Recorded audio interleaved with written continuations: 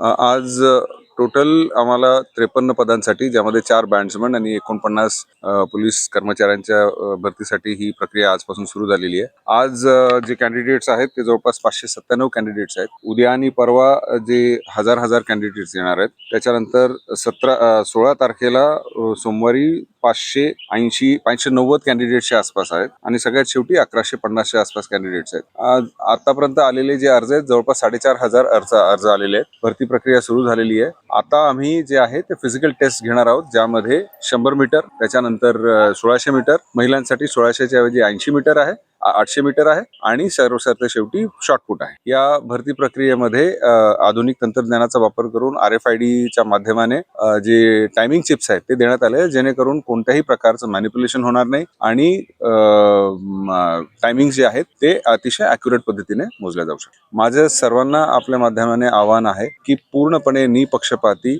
पारदर्शक पद्धतीने ही भरती प्रक्रिया होत आहे.